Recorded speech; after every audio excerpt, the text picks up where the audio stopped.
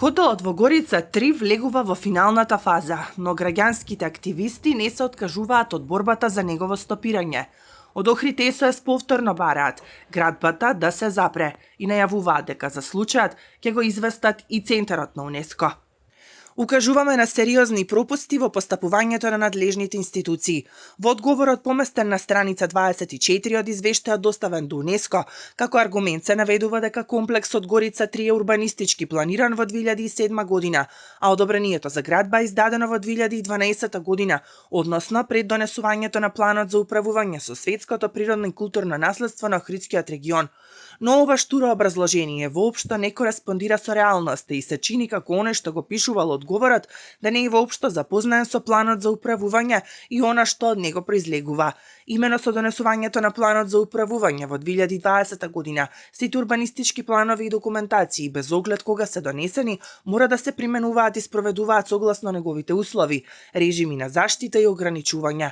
Ова е потврдено и со одлука на Уставниот суд на Република Македонија, кој утврдил дека претходно донесените урбанистички акти подлежат на усогласување со планот за управување.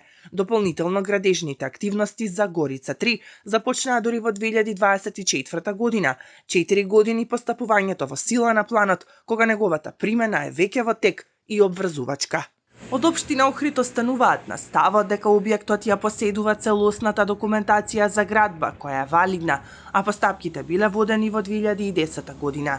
Но активистите подсетуваат и дека освен за хотелот, властите потврлиле и кај другите дивоградби. Ниту една досега не е срушена, што е спротивно од она што го препорачува УНЕСКО, вели Андријана Башовска од Глас за спас на Охрид. Од ревизорскиот извештај видовме дека општина Охрид издала 456 решенија за рушење на дивоградби. Иако овие решенија биле правосилни, општина Охрид не срушила нити едно.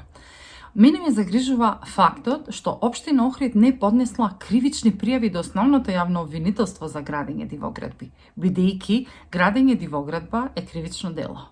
Доколку во некоја европска земја се утврди дека некој објект е дивоградба, тогаш општината веднаш издава решение за рушење на истата.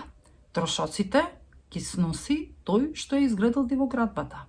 Според Охрид СОС, особено загрижува и фактот што не е испочитувана ниту експлицитната препорака на Комитетот за светско наследство за привремена забрана на градежни активности, се до изработката на стратегиска оцена за влијанието врз животната средина.